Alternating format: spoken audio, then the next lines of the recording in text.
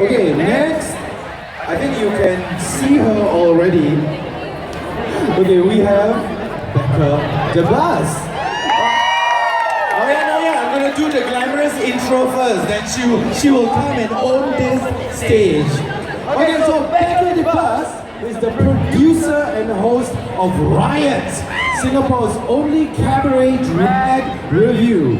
She is an artiste, a performer, and one of the organizers of Indignation, Singapore's Pride season. She believes in the power of pleasure, delight, and clashing colors. She will change the world one ridiculous costume at a time. Ladies and gentlemen, please put your hands together for Becca D'Bus.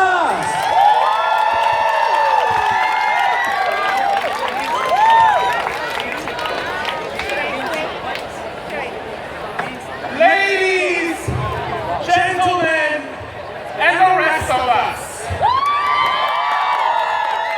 My name is Becca D'Bus, and I am a drag queen. You know, a few weeks ago, the Prime Minister said that Singapore is not ready for marriage equality, and so the government would not legalize it. He is saying that he knows that marriage equality is the right thing to do, but won't go there till the bigots magically change their minds. That is not leadership. That is bending over to please others.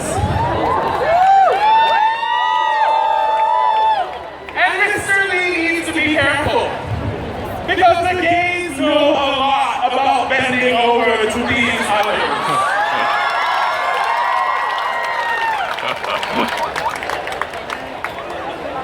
But Mr. Lee's opinions have never really mattered any more than maybe his selfies.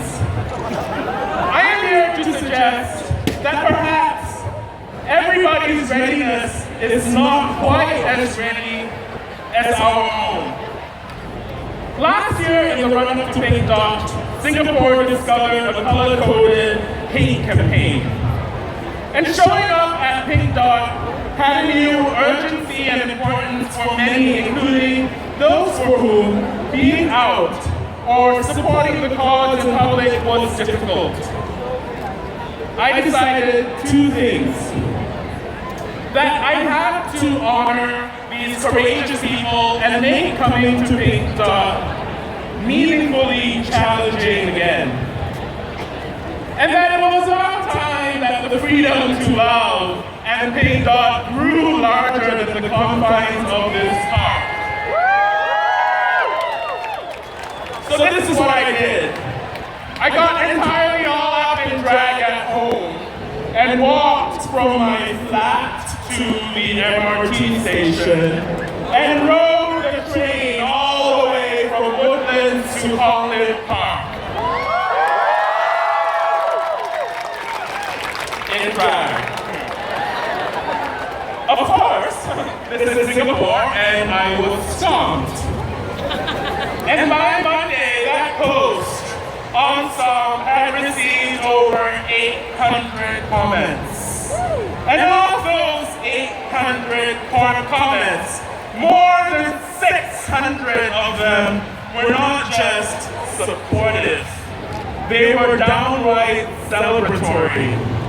People were calling me brave and fierce, and they were telling bigots to move with the times and mind their own business. That kind of love from total strangers, I was not ready for that. Earlier this year in January, with gay clubs and gay nights closing left and right, I decided it was time that Singapore once again had a space for drag performance. And so I started a little show called Riot. And the Today newspaper put me on their cover 14th, Valentine's Day. And that night, Riot was born to a near-capacity crowd that included, sitting in the front row, Mommy D'Bus and Daddy D'Bus. And of course I had to introduce them, and of course they stood up and waved, and the audience all clapped and cheered and brought the house down for two people they hadn't met before. That kind of love from my family, that kind of love from my chosen family, for my biological family, I was not ready for that. I say this not to tell you that, oh, you know, my family is really cool. They are. But I am here to urge us to go out and create the world we want. To hell with those we imagine are not ready. Because whether or not a population is ready for us and the full expression of our lives, it's not actually a real thing. It is an illusion, conjured up or hidden like magic. But our lives, and our loves, and our showing up, and standing up for ourselves and each other, that is real. Have a great day, everybody. Enjoy TikTok. Show up!